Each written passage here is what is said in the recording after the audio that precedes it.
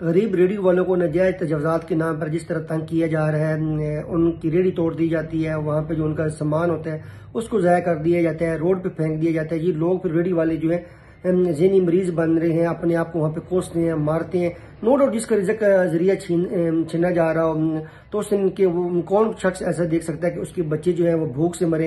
या हुकूमत को चाहिए कि ऐसी पुलिसी तरतीब दे जिसमें जो ये रेडी वाले हैं खास तौर पे इनको कुछ स्पेस मिलनी चाहिए सरकार की तरफ से, जहाँ पे ये अपनी रेडी लगा सकें और अपना जो रोजगार का सिलसिला है वो जारी रख सकें। ये कोई पुलिसी नहीं होनी चाहिए कि आप किसी के मुंह से उसका जो रिज़्क का नवाला है वो छीने, किसी को ज़हनी मरीज बना दें।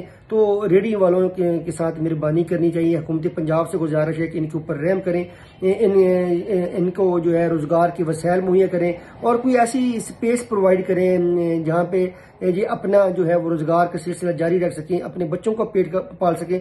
तो डेफिनेटली पाकिस्तान में बहुत ज्यादा मसाइल हैं, गुर्बत अरूज पे है, महंगाई अरूज पे है। फिर अगर आप किसी घर का चूल्हा बंद कर देंगे तो वो बेचारा खुदकुशी नहीं करेगा तो क्या करेगा, ज़हनी मरीज नहीं बनेगा तो क्या होगा। तो हुकूमत पंजाब से वज़ीर आला पंजाब मरीम नवाज साहब से गुजारिश है करली आप इसको रहम दिली से इस मामलात को देखें और रेडी वालों के साथ जो है वो अपने जो महकमे वाले हैं उनको कहीं इनके साथ हुस्न सलूक से पेश है। अगर कोई रेडी जो है नजायज तजावजात जिम्मे में आ भी रही है तो जो अफसरान होते हैं बजाय उनको डांटने कोसने के उनको कहें कि आप अपनी रेडी जो है यहाँ से रिमूव कर लें और किसी और जो स्पेस है जो रिकग्नाइज स्पेस वहां पे चले जाएं। तो इनके साथ हुस्न सलूक से पेश आना चाहिए।